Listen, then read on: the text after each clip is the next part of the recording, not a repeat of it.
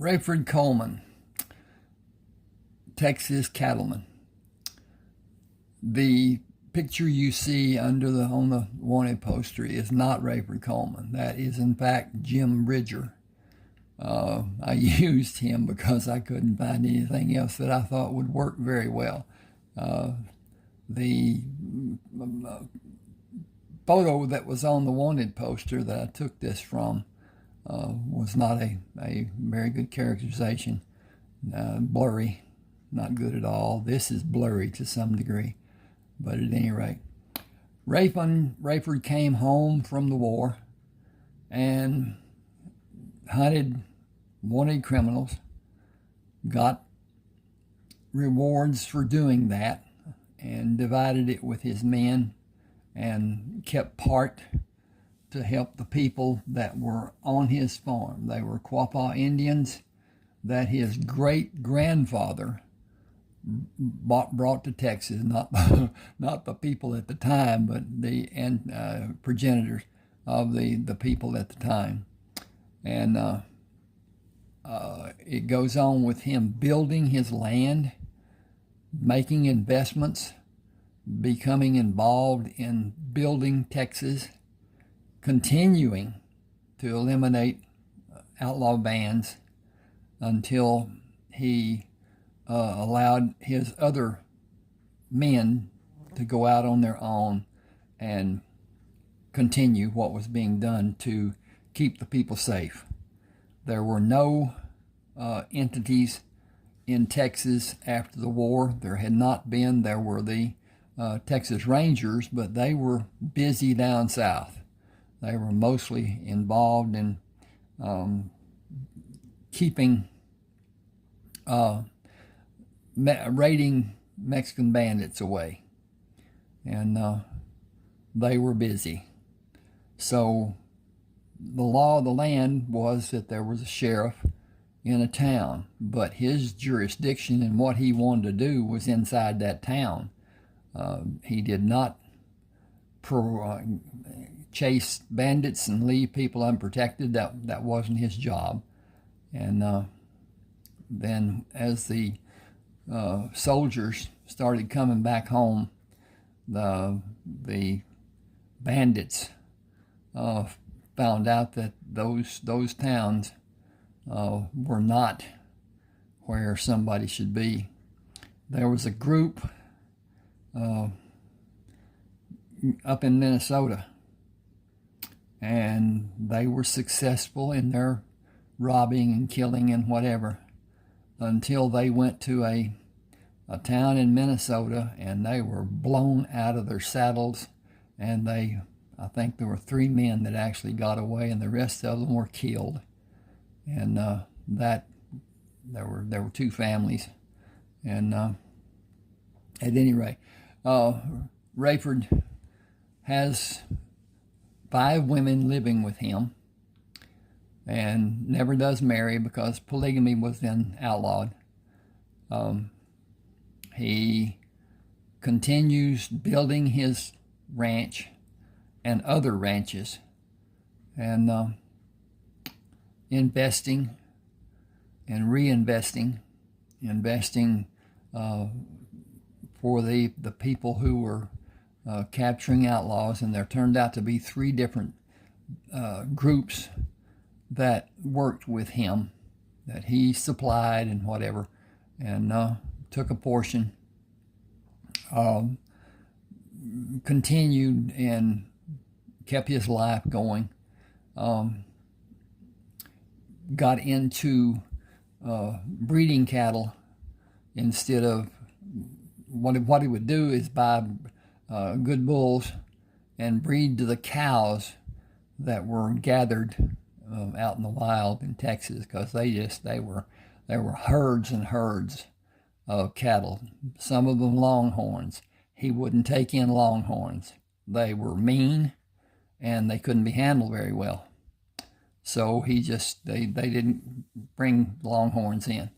He got homozygous bulls having no horns, mostly Hereford, some different breeds, but he did not breed for size in heifer breedings, but a smaller calf that she was able to have, and then used a larger bull, whatever, better genetics and whatever, on her second and third and whatever.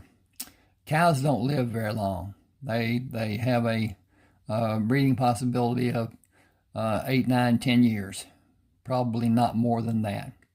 They don't have a life expectancy longer than about 14, 15 years. And they're not good producers at that rate of longevity. So they're iffy. They are not a good investment. Only a large degree, and that's true today of the buffalo herds. There are people who are building. There's many large ranches that are producing buffaloes all across the western part of America, Oklahoma, Texas even. But at any rate, Rayford's quite a character. He's a huge man, tall, strong, built, muscular, and well trained in the old ways of the people, and tracking and sensing and whatever. He was shot, and after he was shot in the head, he had an old style, what would be called a football helmet to some degree. What it was actually the helmet that the chiefs wore when they had the great big war bonnets, because they wouldn't stay on their heads without that being structured as it was. It saved his life. He was still wounded, but his senses were extended. And he was at a point, the doctor told him, that he would not be able to withstand noisenesses from cannon fire and battles and that sort of thing. So Grant furloughed him. He did not give him a discharge. He furloughed him and intended to use him as a aid in the battles to come, because Grant did not know when the war was going to end. Rayford got out toward the end. It was almost a year later.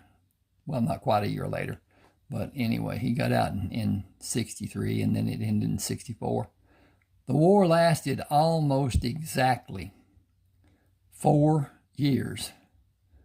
And one of the things that I found interesting, a man named McLean owned the house at Bull Run River when the first battle was fought, just outside of Washington, D.C. The Confederates won. They did not chase the retreating army. They did not go and capture Washington, D.C. Had they done that, the war would have been over. Instead, it went on for 4 years, and over 600,000 people died. People, not just soldiers. Then, when Lee surrendered his sword to General Grant, it was inside the same man's house. So the Civil War began, and all intents and purposes ended in that house, or around that house, near that house. The war did not, the last battle was actually fought on the Rio Grande in Texas. And the Confederates won the battle and then surrendered because it was said the war was over. Everybody that was there, both the Union and the Confederates, picked up what they wanted and left. And several men stayed there waiting to see what was going to happen with all that contraband, if you will, laying there to be taken freely. And they did. Wagons and whole ventures, rifles, food, horses, mules, everything. Left the cannon. They didn't take any cannon. Anyway, you can find this on Smashwords. Go to smashwords.com, sign up as a member, give your name, email address, and when you purchase a book, it will come to you in your email as an electronic attachment. A copy of the book will go into your library on your Smashwords page, and when you lose or need to or whatever, get a copy. You can, free. Never pay for it again. Unlike the larger book distributor, Smashwords has about 10 million ebooks, and they aren't graded. Some I have read that needed some experience. I wrote Mutual Transitions over many years. It took a long time because I was not able to concentrate much. And I changed it, worked on it, and did what they called mastering my craft. I don't think that it was mastered anywhere near what, say, Hemingway or F. Scott Fitzgerald or some of the supposedly great writers. I didn't particularly like Hemingway's writing. The intricacies that he got into, I don't care about. I don't care what the leaves turned to look like. I don't care about what the land off on the mountains and whatever. That's just not my caring. So I write, hopefully in an understandable way, in the fashion that Louis L'Amour wrote. And I enjoyed his books, all of his books. There were problems. There always are. Anytime you write, there are anomalies and whatever. I got a book one time that had a page missing, both the front and the back, and couldn't do anything about it. I looked at another book and the same page was gone, so I decided that it was just made that way. At any rate, please subscribe to my channel. Please buy the books. Please hit like, if you will, comment. It really helps my channel and helps it to grow and helps me to continue in the favor of YouTube. So thanks a lot.